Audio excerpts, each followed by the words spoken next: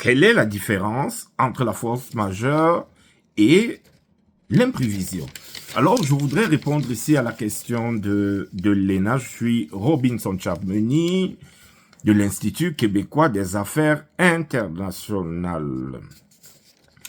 Alors, quelle est la différence entre ces deux notions fondamentales pour traiter le déséquilibre contractuel en droit minier africain? Alors, ce qu'il faudrait donc savoir, c'est que la théorie de l'imprévision va permettre, au fond, d'adapter le contrat minier au changement de circonstances pour pouvoir poursuivre son exécution. Donc, on est dans une dynamique de révision du contrat minier pour rétablir l'équilibre économique et financier qui a été rompu par la survenance d'une circonstance particulière. Ce sera par exemple le cas de la chute du prix du pétrole dans les marchés internationaux qui aura une répercussion sur le contrat minier entre la Chine et le Cameroun par exemple.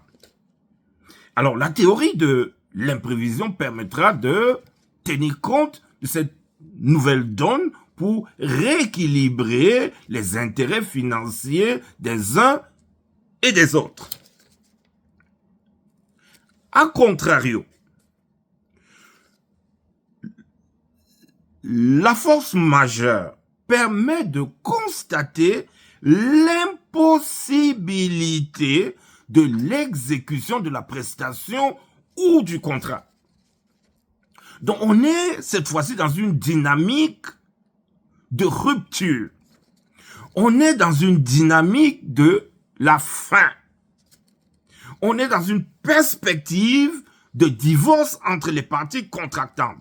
En tout état de cause, on est dans une logique d'impossibilité d'exécution de la prestation attendue par la partie qui invoque un cas de force majeure. Donc, au total, alors que l'imprévision permet de corriger le changement de circonstances pour pouvoir poursuivre la relation contractuelle, à contrario, la force majeure semble signer l'impossibilité d'exécuter sa prestation et donc de constater, en quelque sorte, la rupture du lien contractuel.